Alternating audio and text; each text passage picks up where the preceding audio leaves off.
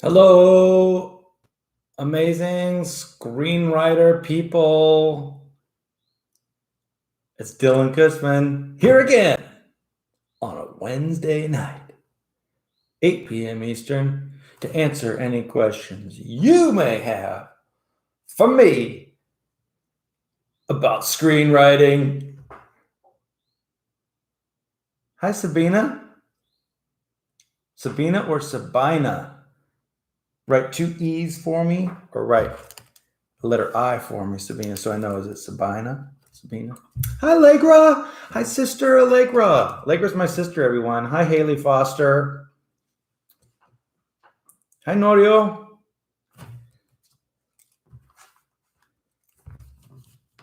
Hi, Go Trig Boy. L, right? Go Trig Boy, L. Barbara is here. Vandomity.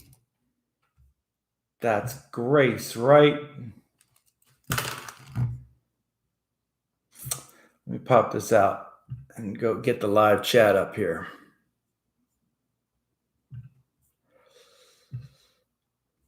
Live chat. Okay. Go Trig Boys, Grace. Yes. Vandomity's L. I'm sorry. I have to make that connection. I'm glad you're both here. Thank you so much for being here.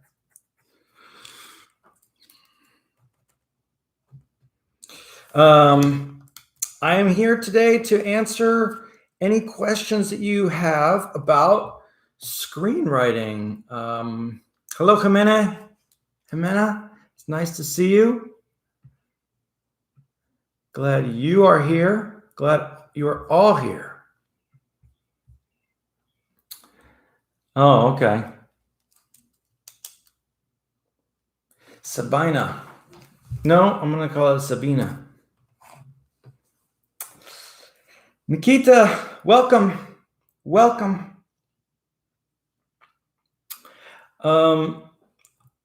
So I decided to dedicate this particular evening of questions and answers, whatever they may be, whatever you may have for me, to screenwriting, because it's something that I've been doing since I was 18. And I got my first screenplay made into a movie, into an independent film. Hi, Georgie. Good to see you. I got my first, well, my sister points out I've been writing movies longer than that. Yes, I have. But my first formal screenplay, my first actual written screenplay that I wrote in screenplay form was, I'm going to write down some of these questions. I got a good one from Grace there. How did I get into it?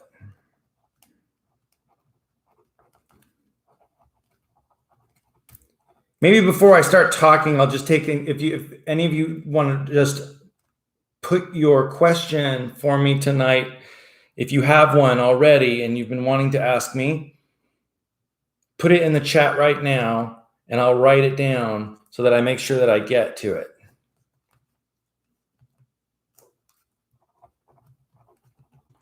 So Grace said, how did I get into screenwriting and what made me want to do it? So that's a good one to start with.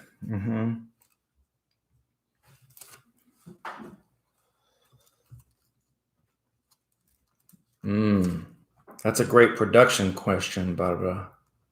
How much will the screenplay change during filming?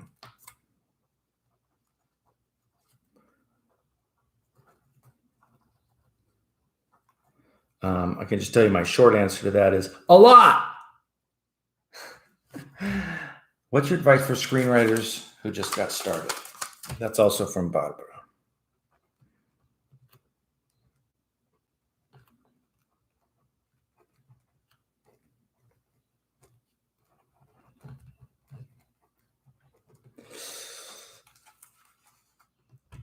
Hey, Pineapple, you're back for more. I have difficulty writing emotional scenes, breakups, death scenes, because I always think they sound forced. Any tips or tricks?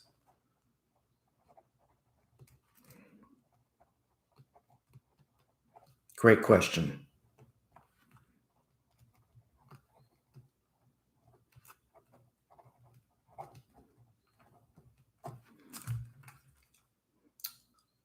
My friend L says, what's the most difficult part of screenwriting for me personally? How is it different from writing other things?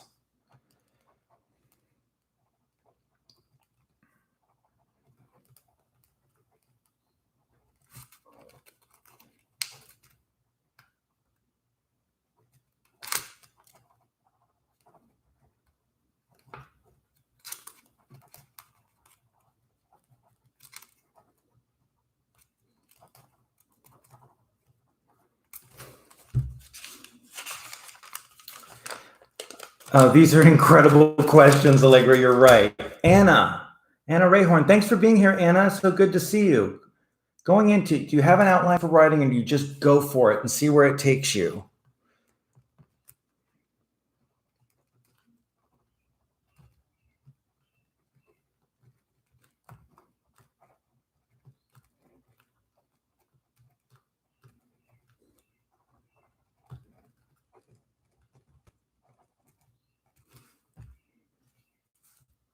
Nikita is saying, writers that inspire me.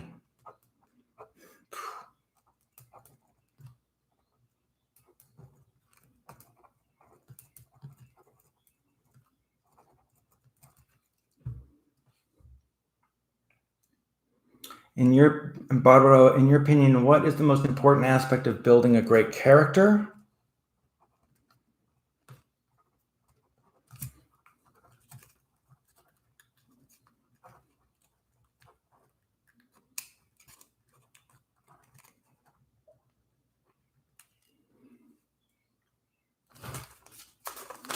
Wow, Jay Early. Thanks for being here, Jay. I didn't see you there. So glad you're here. How do you choose what do you want to write about? How do you know when a project is worth sticking with?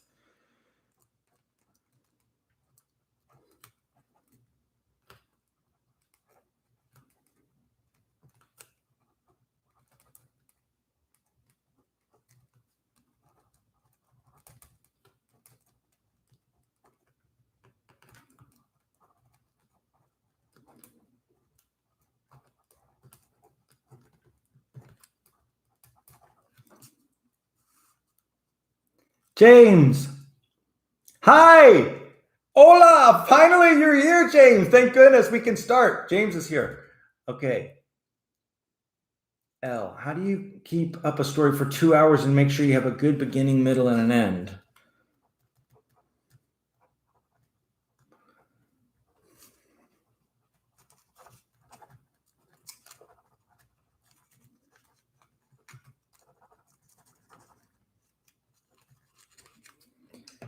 How do you pick a topic to write about?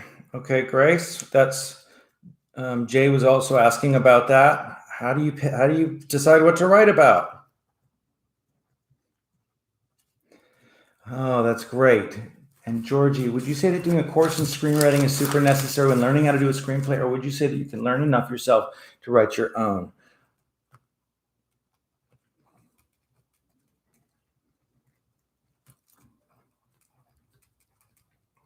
Okay, I'm going to stop there for right now. Thank you so much. Those are amazing questions. They're all beautiful. I'm going back to the beginning. How did I get into it? So, as my sister mentioned, I've been making movies and writing things down on paper about how to make movies ever since I first got my first video camera back when I was 11 or 12 years old. I didn't write my first formal screenplay in screenplay format until I was 17 or 18. And I got into it because I became fascinated through the course of being an actor. I became fascinated with every aspect of the filmmaking process. I became fascinated with camera work. I became fascinated with the director's job, the crew's job. And I became fascinated with how did this all get started? What launches production like this, where there are 100 people out here trying to make a movie, and it wasn't long before I discovered that the thing that launches that is the screenplay. It's the document that gets all the other people on board. I'm just writing down this other question. How does screenwriting help with directing? Thanks, Al. So that's why I first started doing it, because I wanted in on the ground floor of when an idea for a film launches. I wanted to be the one creating the document that served as the foundation for everything that was to come. The other reason I got into screenwriting is because it was an activity that I could do by myself. Acting requires auditioning. It requires getting cast, rehearsing, and performing with other people. And oftentimes you find yourself frustrated that you can't act in a play or a film because you didn't get cast or you didn't get called back. Hi, Nellie Gang. Good evening. I'm so glad you're here. I've gotten so many good questions today, Nellie Gang. It's incredible. Again, you're amazing. All of you are amazing. So I wanted to practice my art, my storytelling art, without needing another soul. And you can do that with screenwriting.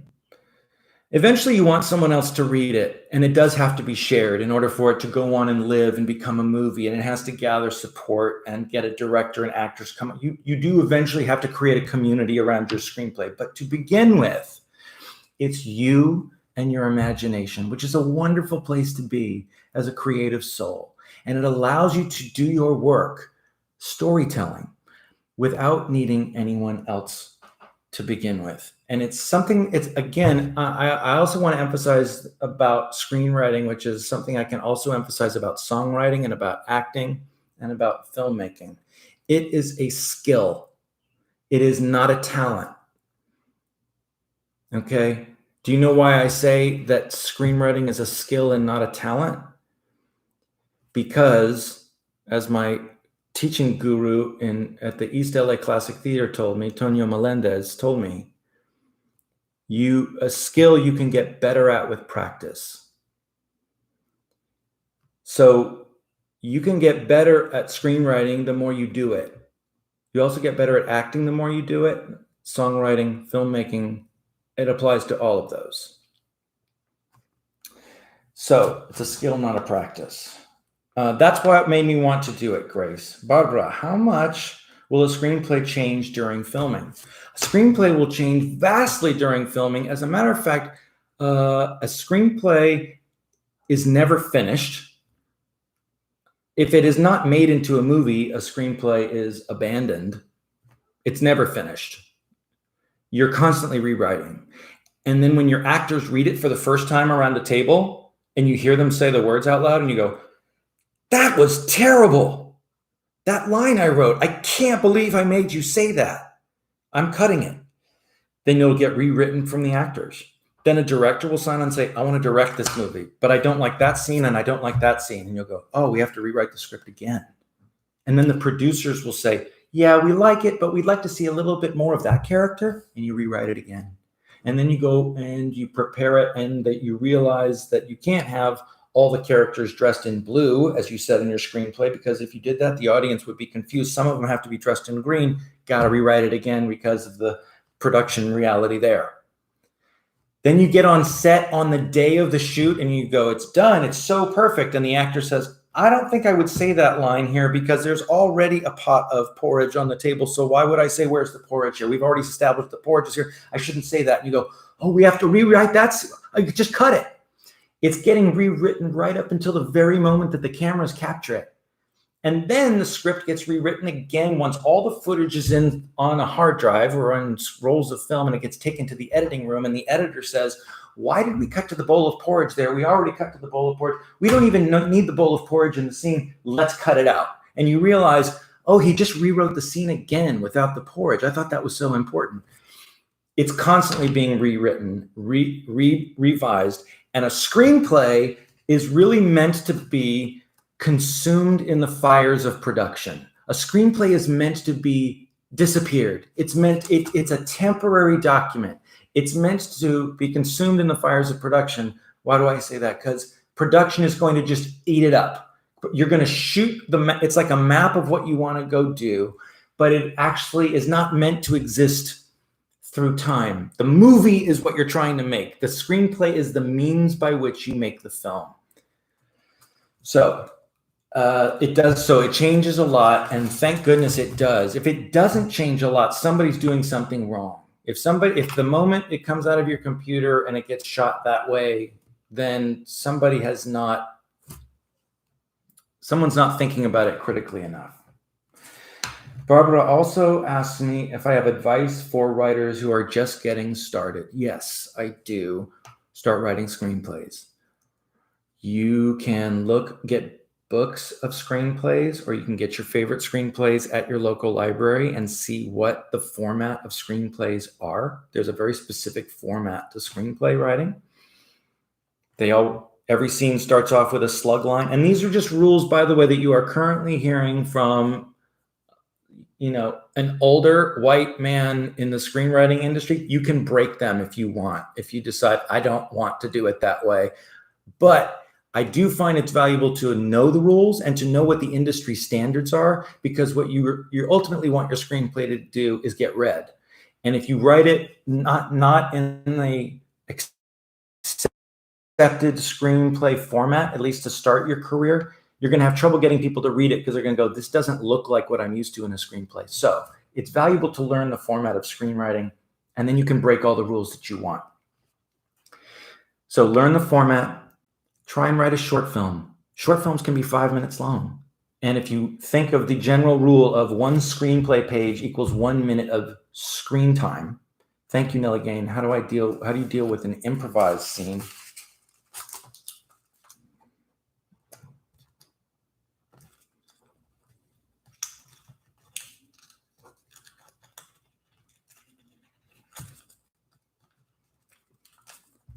And Charlie, hi Charlie. What was it like on Dead Poets Society?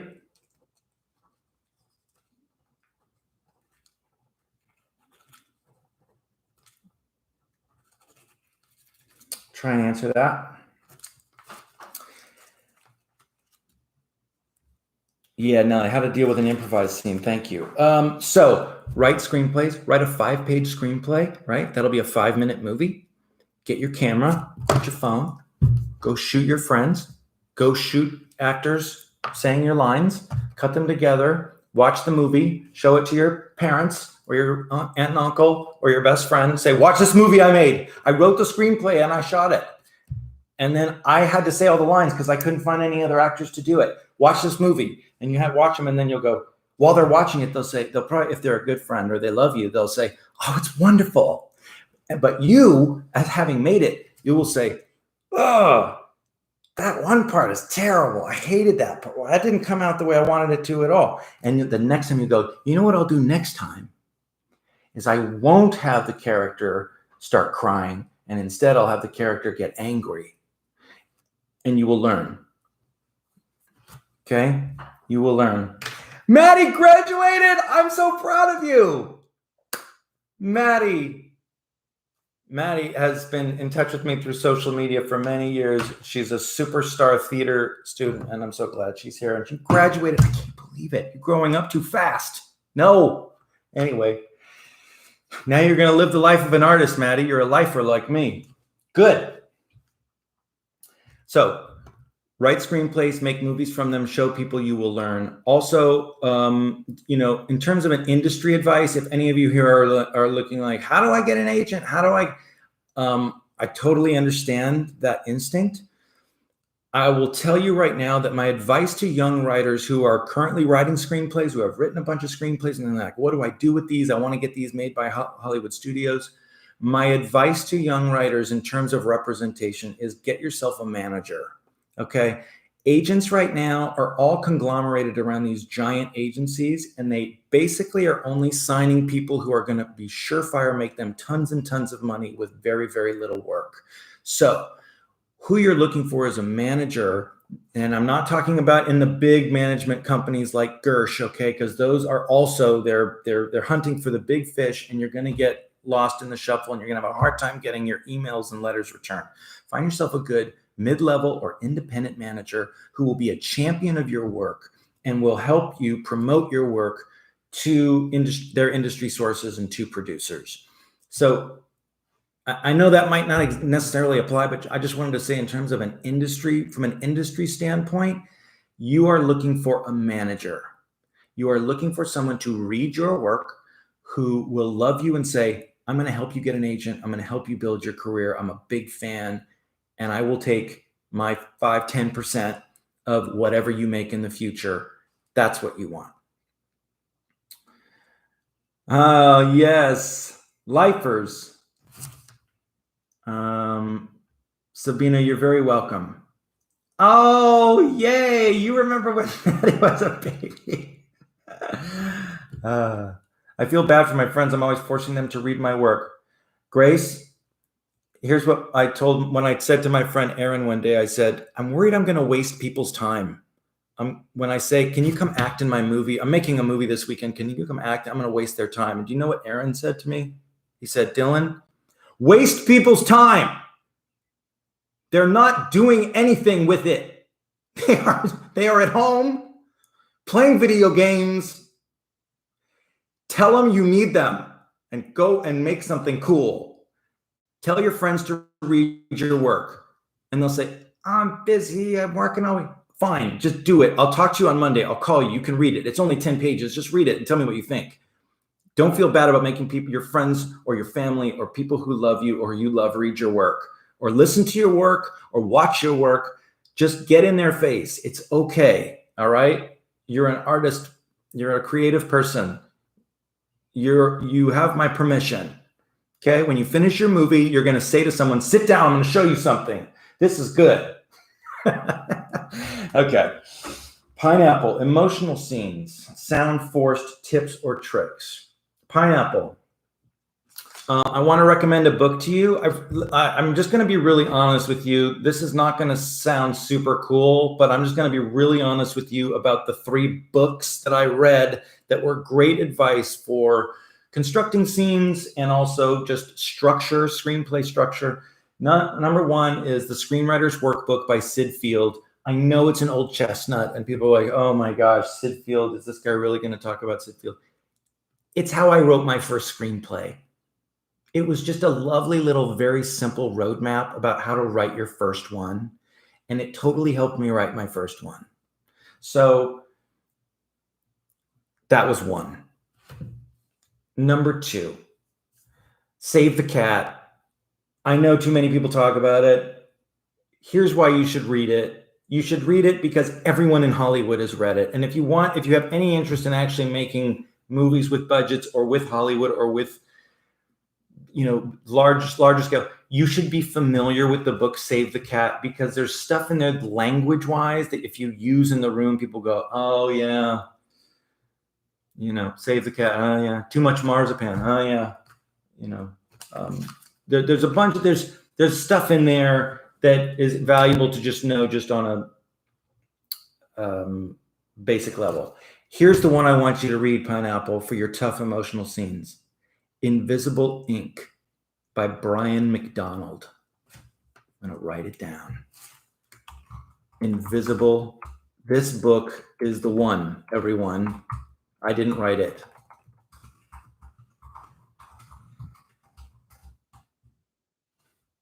That's the one.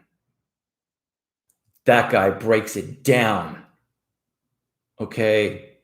And what he basically talks about is that what you are out to write is not what the characters are thinking. If you're writing in a big emotional scene where the characters are all saying exactly what's in their heart, you may very well be, the reason why it may sound forced is because you may be betraying your characters. Characters wear masks, okay?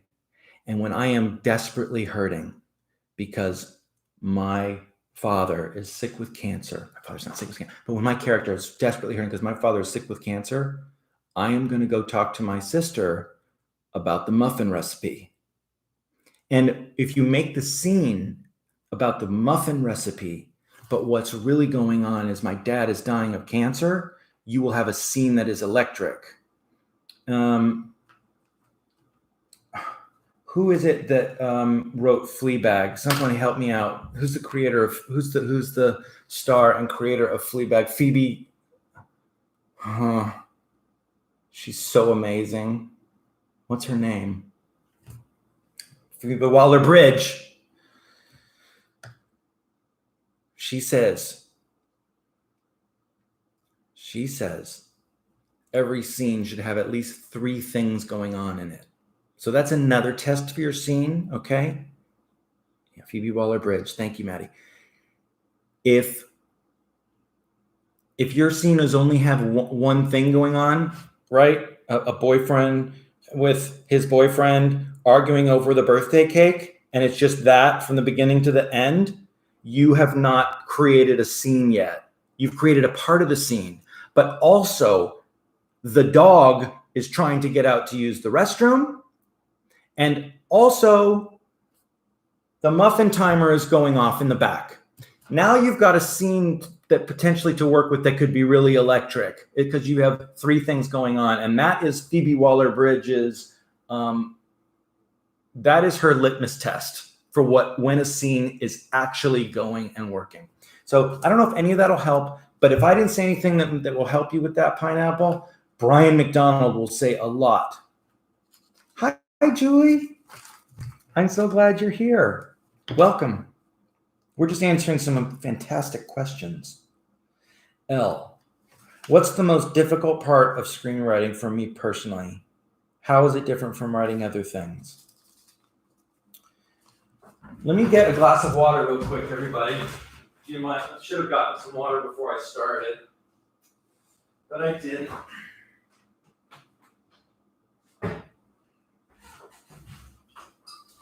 Sorry, I'll be right back. Hold on, just getting a quick drink of water. I'm a little parched. I'm talking too much. Gosh, do you guys really, all 20 of you show up around here listening to me talk like this? All right. You're welcome, Pineapple.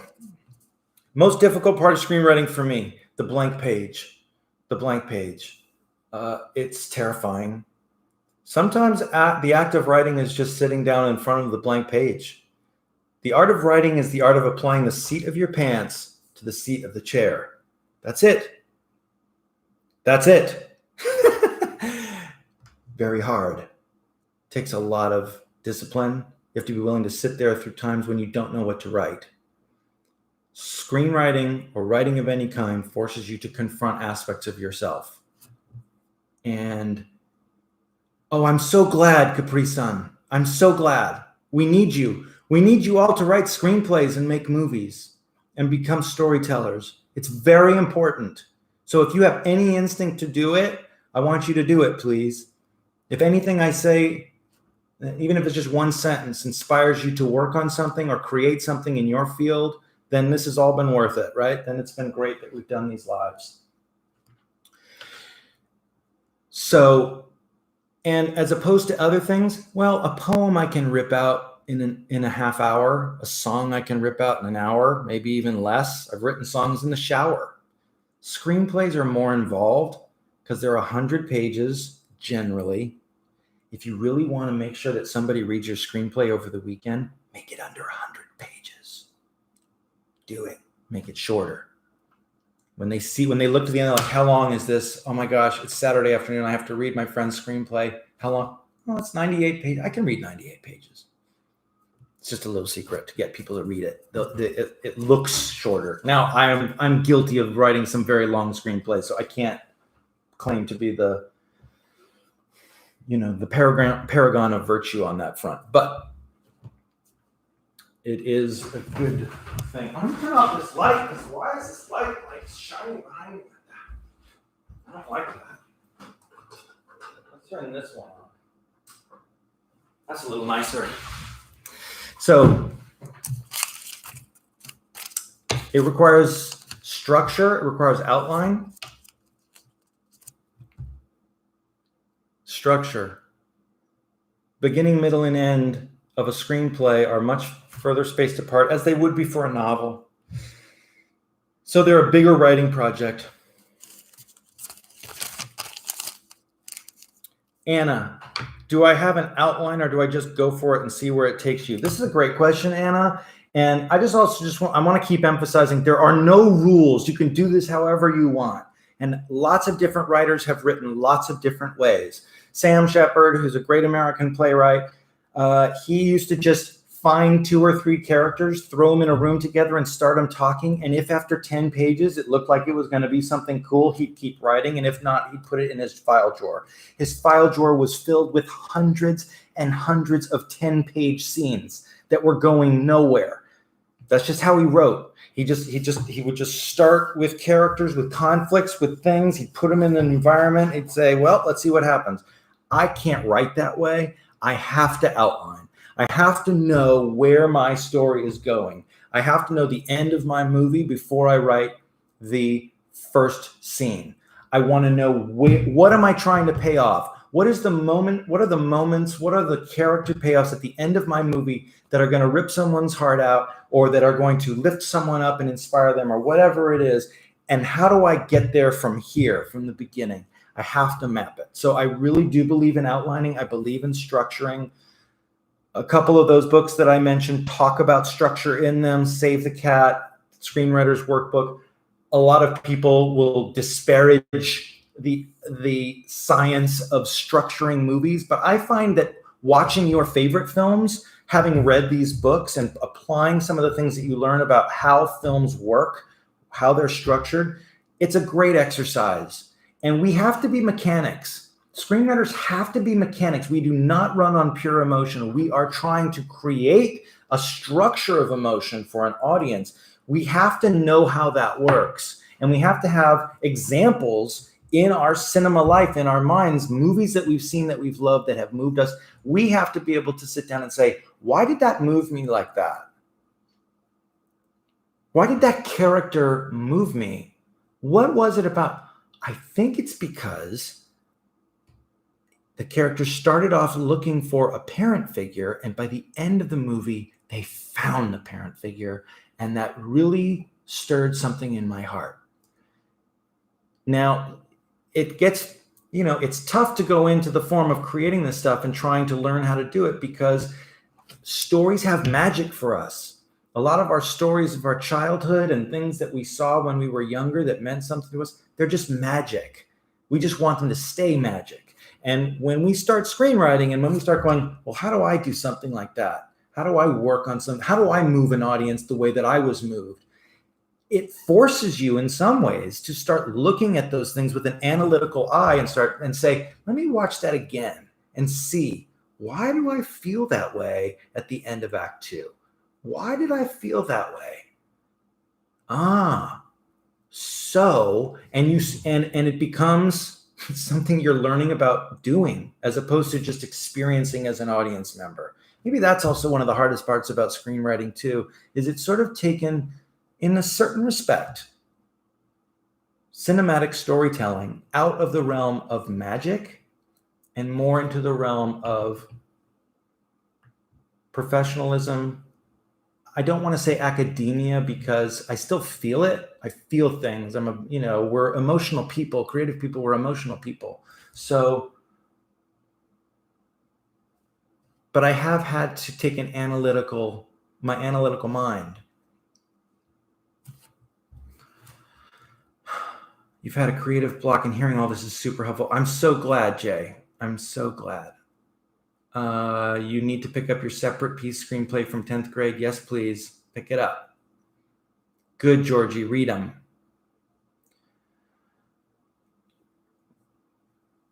Yes, you are going to do it, Georgie. I believe you. Where's the screenwriting podcast? We need a podcast. We read that freshman year of high school because the author was from my state. Remind me to tell you a story regarding that book. This is so cool. Philip Finney. Hey, Phil. Let's go scuba diving. What are some of your favorite films with a well-written screenplay? For example, what film screenplay do you wish I wrote? If I can get to that one. Allegra just put it together that you are Phil from our family history last weekend. And she went, what? I said, I know. It's amazing. Screenplays I wish I wrote.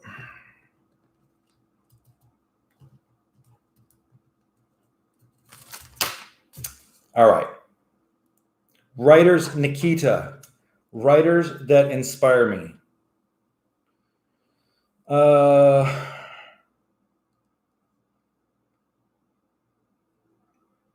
Dostoevsky,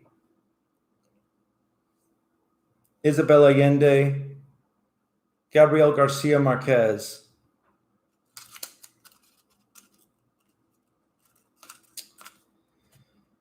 Haruki Murakami, Virginia Woolf,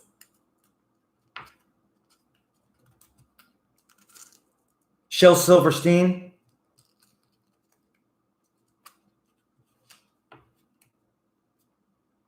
I'm inspired watching Francis Ford Coppola in the documentary about the making of Apocalypse Now write his screenplay on an old typewriter in the middle of a jungle on a houseboat. That inspires me. One of the reasons I'm dealing with all four of these topics on these Ask Me Anything is because I'm inspired by songwriters, novelists. I'm not a great student of cinema. You need to know that about me. My library, my mind for cinema is woefully underinformed. I am not a cinephile. I did not go to film school. I am an experiential practitioner of cinematic art forms and musical art forms. I could be absolutely blown out of the water by people who are more knowledgeable. That said, so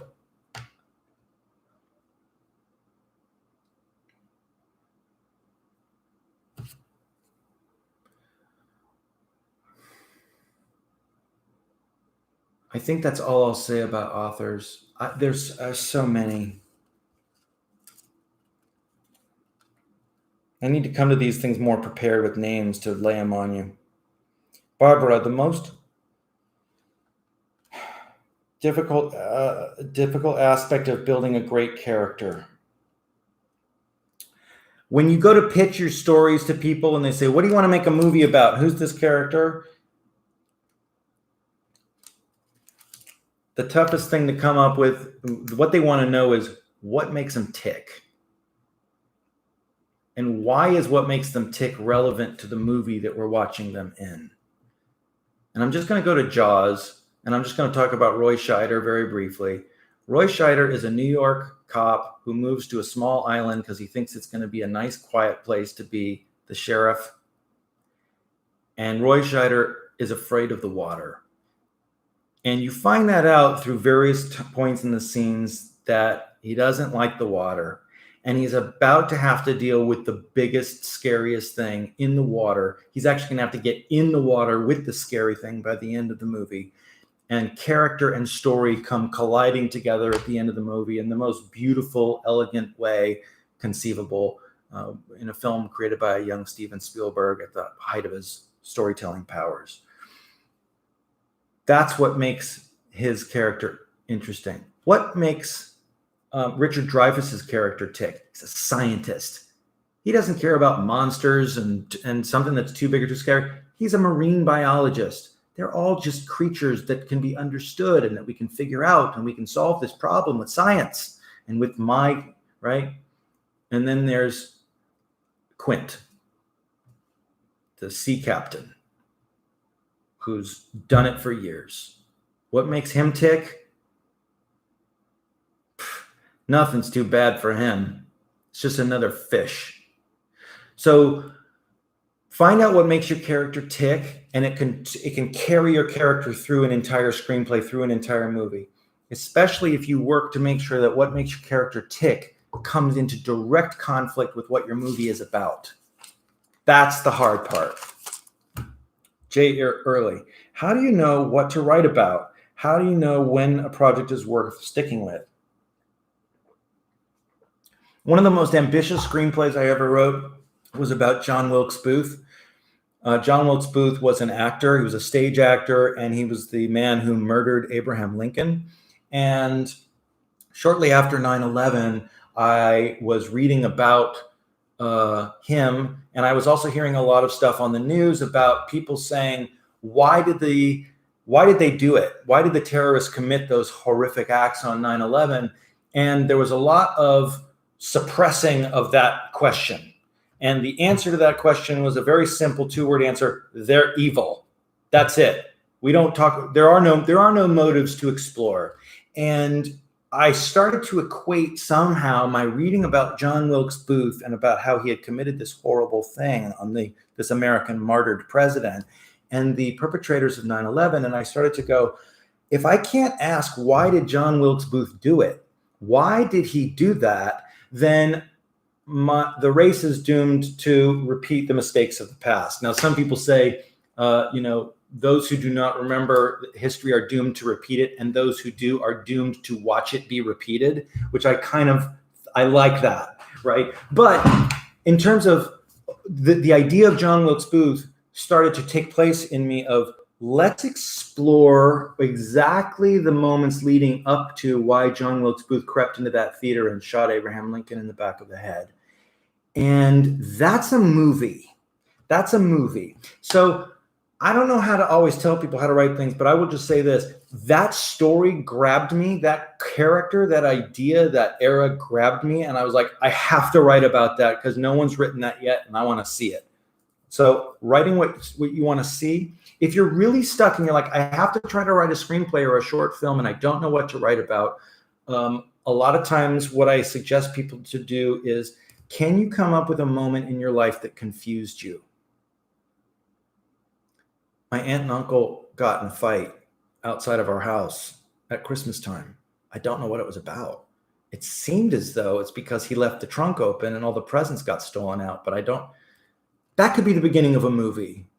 Something you didn't understand, some moment, something between two human beings you saw at the market, you saw on the street corner, you walked, something happened to you that you don't understand. Why did my friend do that to me when I was 13 years old?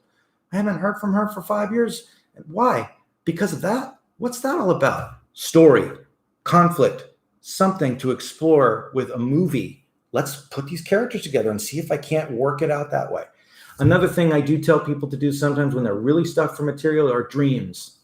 Dreams can really be cool sometimes, and not everyone can remember their dreams, but sometimes if you have a vivid enough dream and you wake up with it, keep the pad of paper near the bed, get up and write it down. And sometimes those can be fodder for storytelling or for screenwriting. I will say the hardest part about writing a screenplay is knowing what to write. Sounds very basic, but if you know what to write, if you've worked it out, or if you've plotted out, you said, this is what the movie's about, and this is the beginning, this is the middle, and this is the end, you can write. It's a lot easier to sit down in front of the laptop or the typewriter or in front of your pad of paper with a pen if you know what to write. Each one of you, if you wrote a screenplay, would be different than others, and screenplays are very individual things. I'm going to take a break now, and I'm going to show you something really cool. You want to see something cool? So, one of my screenwriting experiences, and then I'll keep answering questions for the next 17 minutes. One of my screenwriting experiences was 4 years ago. I got to work as the on-set production writer for The Mummy, the newer one with Tom Cruise. And due to the deliberation process that went on with the Writers Guild of America, I got a writer's credit. I got a screenplay by credit for that movie. And before the movie came out, this big, heavy, black,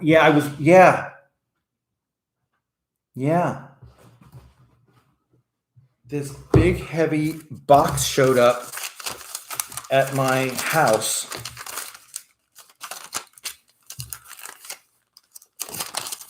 Grace.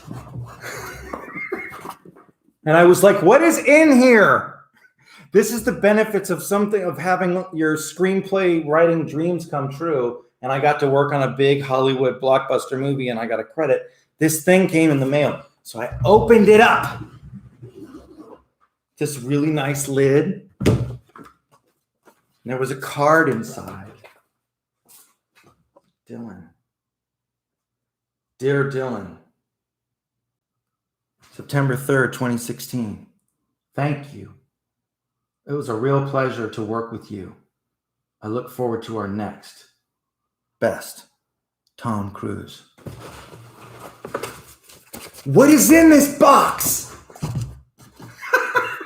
This is the craziest thing that's ever happened to me as a screenwriter. That's why I have to tell you about it. What is this? Holy crap. It's the mummy.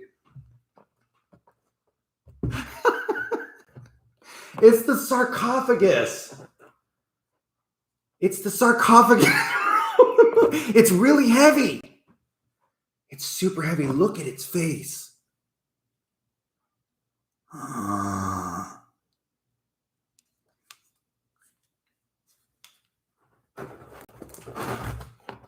And it comes with this base to put it on. Look at that.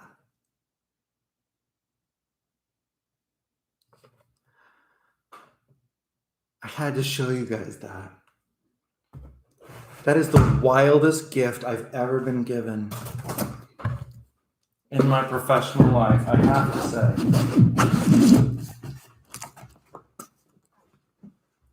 I just thought you would enjoy it. It's part of my screenwriting journey. I got that thing. I got that huge, it's super heavy. Let's go back to these questions because I want to try and get to as many of them as I can. How do you keep a story going for 2 hours with a beginning, a middle, and an end? It's a really good question. You got to be honest with yourself, Elle, about whether your story is big enough for a feature film. Maybe it wants to be a short film.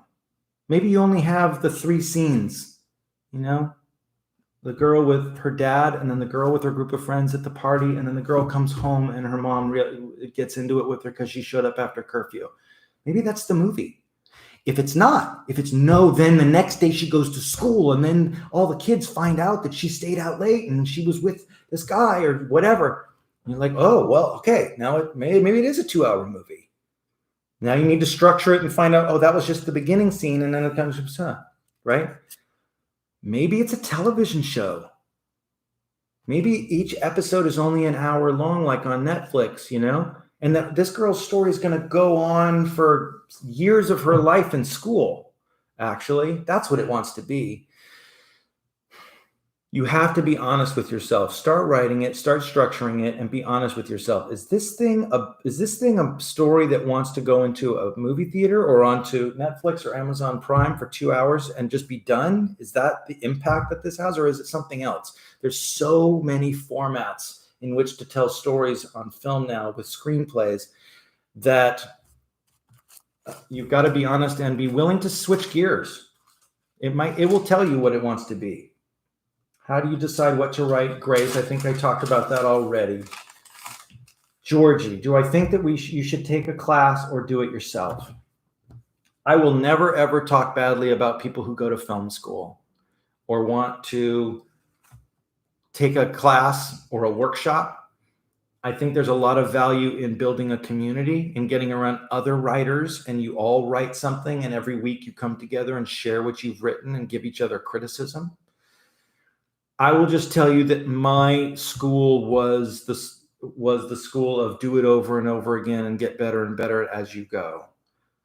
And continue to get feedback, share, make your screenplays into films. If no one will make your screenplays into films for you, make them into films yourself and keep learning.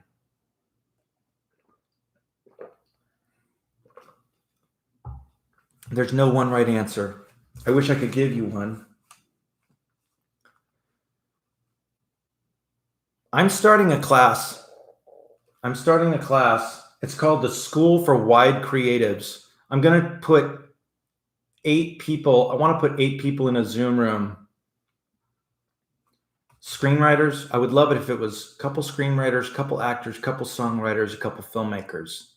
And I want to work with all of you or all of those students in the same class and let everybody watch everybody else work and realize that we're all storytellers. If you have any interest in being in that class, I'm going to put my email address right here and you can write me. It's going to start in August. It might not be the right class for you if you want to just take a screenwriting class, but I will talk to screenwriters and I will mentor screenwriters in it.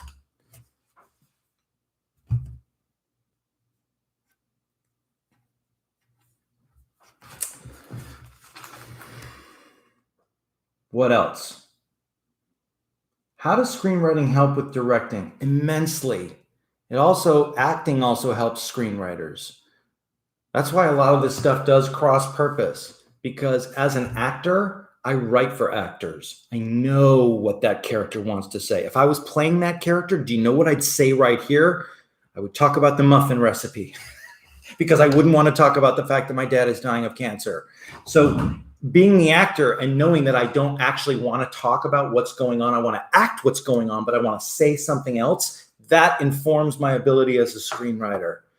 And in the same way, knowing if I'm going to direct this, I would cut from the wide shot to the close-up here so that I could point out the fact that he's cooking muffins. And then I would cut to the next scene. So that's how I'm going to write it, because that's how I would direct it.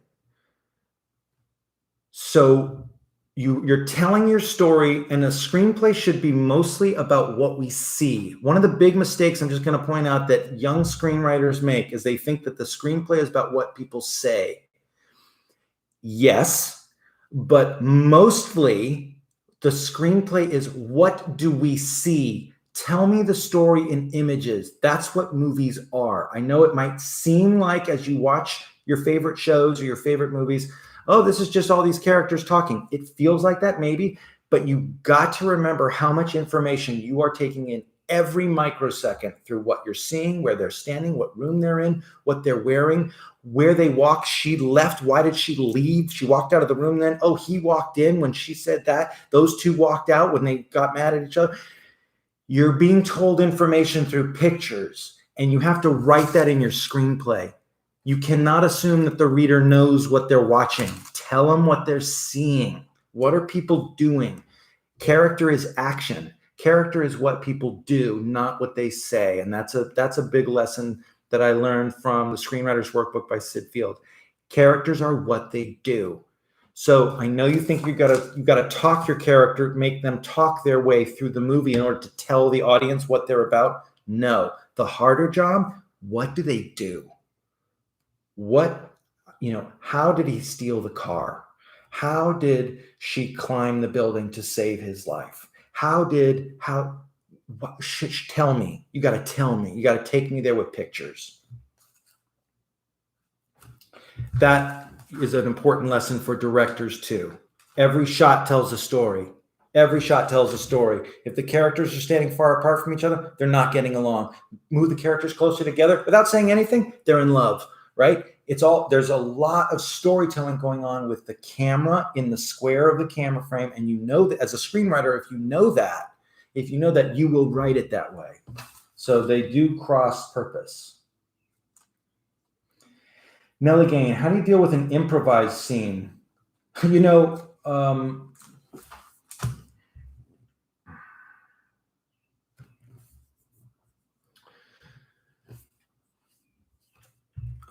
Hang on for a second. So John Cassavetes is an inspiring writer and filmmaker for me. If you ever want to read a great book about a guy who wrote, directed, and acted a bunch of really cool independent stuff, read Cassavetes on Cassavetes. It's a compilation of all the interviews with John Cassavetes, and he is fascinating. And John Cassavetes and his actors would work. I don't know a lot of John Sayles films. Phil, you come up with these really awesome. Last week, it was the songwriter. These people I know that are great. I'm supposed to know, but I'm woefully not there. Zevon, that's who you brought up last week, and I went, yeah, he's great. I'm supposed to know about him. I don't know about him. I know about John Sayles too, and I know he's great, but I don't know him. I don't know his work. John Cassavetes, they would struggle for weeks and months to come up with these scripts.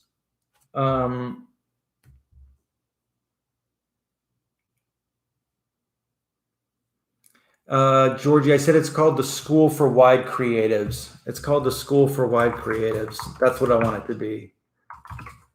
Meaning people who are interested in practicing more than just one of these 4 things that I've been talking about: acting, songwriting, screenwriting, and filmmaking. Or even if they only want to practice one of them, they recognize the value that the other practices may have on their practice, which is what I believe. Dang it, what was I talking about? Oh, they'd work for weeks and months on these screenplays, and they'd get to the set and the actors would say, I don't think I'd say any of that. This doesn't feel right. Why, now that we're shooting this in this living room, I don't think that I'd even come in until, and you know what Cassavetes would do? He'd toss the whole thing. On the day of the shoot of the scene, he'd throw it all out. He'd go, let's just start over. What would you say when you came in here? Okay, say that. Let's roll camera on that. So the ability to improvise scenes, I still think if you're a new writer, you need to write them out, what you think they would say. But be open. Your actors might provide you with something better. Be open. Keep your eyes and ears open on the set on the day you're shooting and go, oh, that's better than it was in the script. Just keep that. If you're feeling really confident, you go, I don't really want to write it. I know these 3 crazy actor friends, and I'm just going to put them in the kitchen and have them make muffins, and I'm just going to shoot them. Then you can do that too. You can just shoot an improvised scene. You can just say, the whole thing about doing an improvisation that matters is you've got to give them a conflict. And it's also good to sometimes tell them, look, start with A and go to B. I'm going to roll camera, start with A. You come in, one of you wants to make muffins and the other 2 want to make dinner. And in the end, you all throw your dishes on the floor and walk out. That's A and B. Now, how you get there, it's up to you. Go for it. You can fight. You can squirt each other with water from the sink. You can do whatever you want. But in the end, you all have to throw your dishes on there. Ready? Roll camera. Go for it. In they come. So give actors an A and a B, and sometimes their improvisation will carry you, right? On Dead Poet Society, thank you for asking about that, Charlie. I don't know if you're still with me. The script by Tom Schulman was awesome. There were some aspects of the script that we decided to change during the shoot, before the shoot. As you may know, the initial script had all the students standing on their desk at the end.